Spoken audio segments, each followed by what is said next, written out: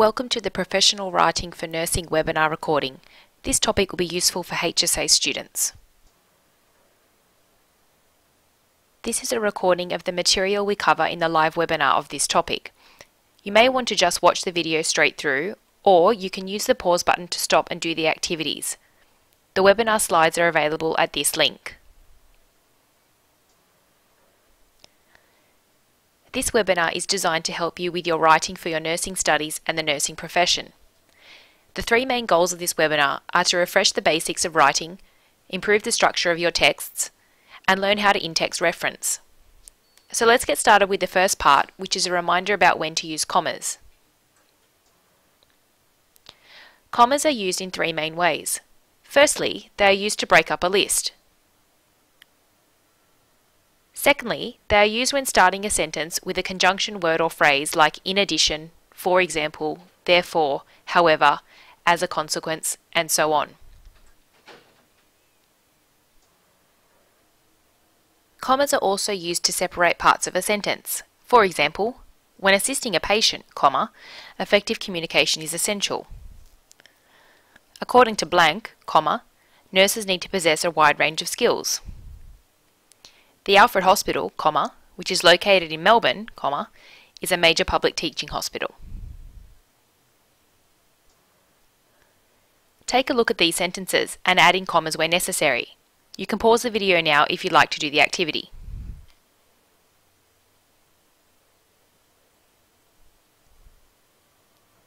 Here are the answers to the activity. You can see the commas have been added in red.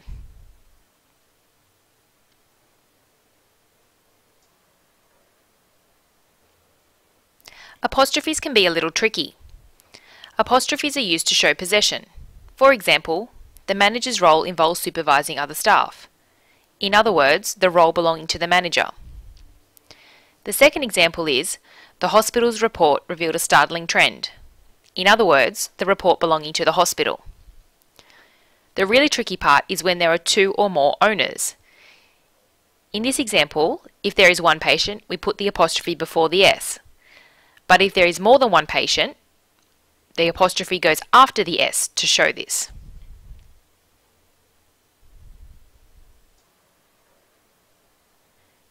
You can also use apostrophes for contractions or short forms of words like aren't, don't, she's, and so on. However, contractions should be avoided in academic writing. Also keep in mind that apostrophes shouldn't be used for plurals like 5 models, several theories, and 2 nurses.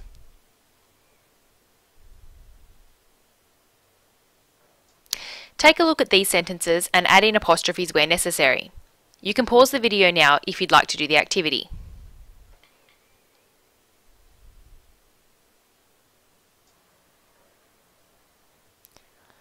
Here are the answers to the activity. You can see the apostrophes have been added in red.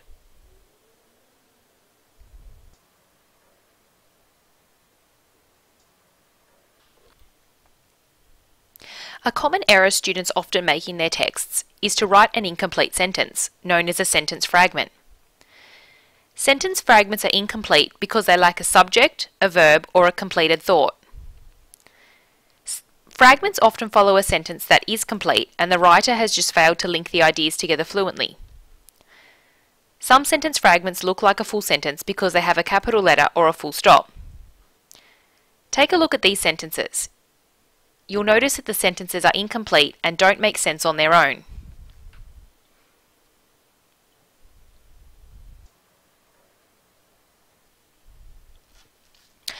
To correct these sentences, we need to add in some words. In the first example, we need to add in a verb. Some more comments were made about the procedures. For the second example, we need to combine the sentences so that it is complete. Patients were asked to sign consent forms after the doctors made a final decision. For the third example, we need to add in who is doing the action. By not carefully monitoring the fetus, they created a risky situation for both the mother and baby. Or if you wanted to be more specific, we could say something like the doctors or the nurses. Take a look at these sentence fragments and make them into complete sentences. You can pause the video now if you'd like to do the activity.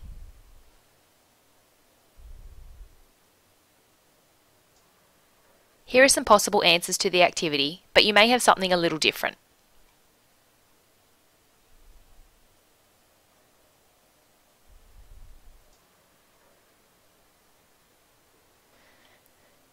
Another common error students make is to put two sentences together as one, as in these examples.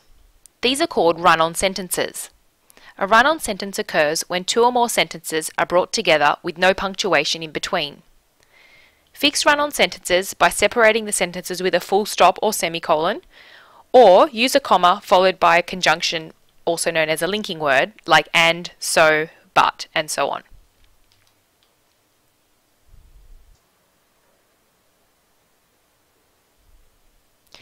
Take a look at these run-on sentences and work out how you could fix them. You can pause the video now if you'd like to do the activity.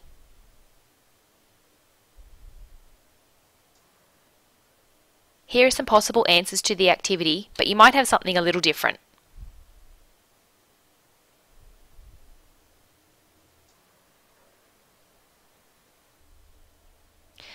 Now we'll look at ways to improve the structure of your text. Once you've analysed your task or question, you should have a clear idea of how to answer it. The next step is to brainstorm ideas and note down what you know and what you don't know about the topic. Mind mapping is a really useful way to do this.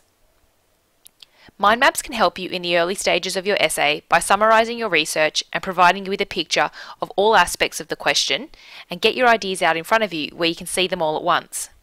Then, the relationships between different facts and ideas will start to emerge more clearly.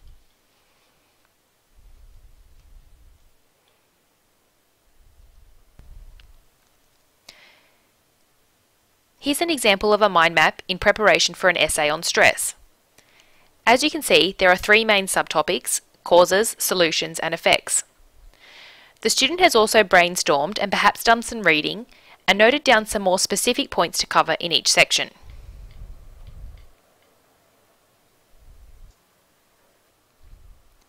After creating a mind map, the next step is to organise your ideas into an outline or scaffold. This is when you start organising your points into clear paragraphs and decide on the order of the paragraphs. You can also allocate approximate word limits to each section to guide your research and writing.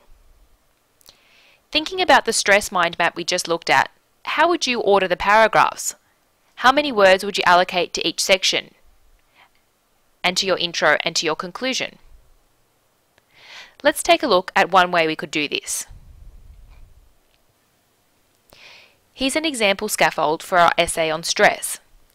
We've allocated about 10% of the word count for our intro and 10% for the conclusion, and divided the rest of the words between the three body paragraphs. We've put the order of the body paragraphs as causes, effects, then solutions, as this seems the most logical. Notice also the different parts of the intro and conclusion.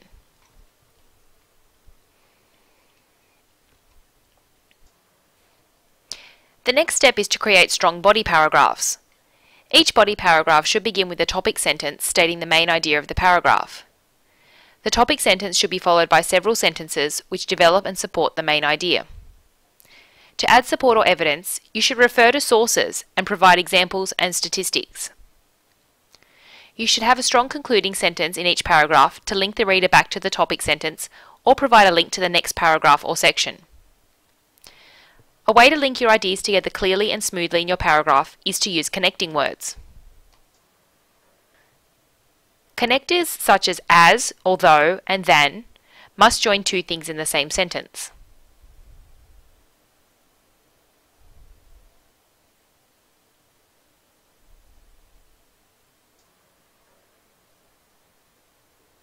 Connectors such as however and in addition join ideas in two separate sentences.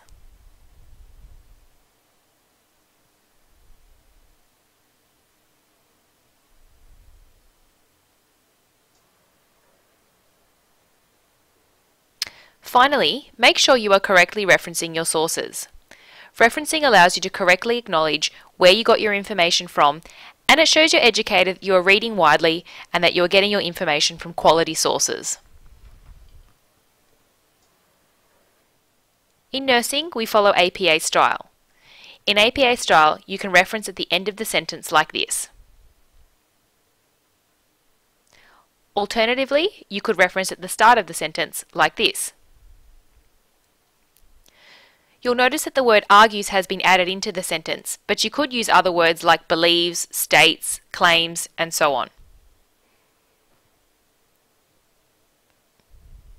Have a go at referencing this sentence yourself. You can pause the video now to do the activity.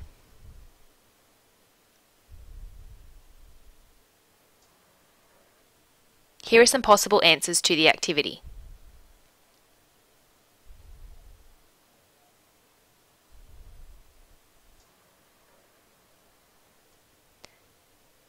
For more resources on writing, check out our Student Learning Support webpage.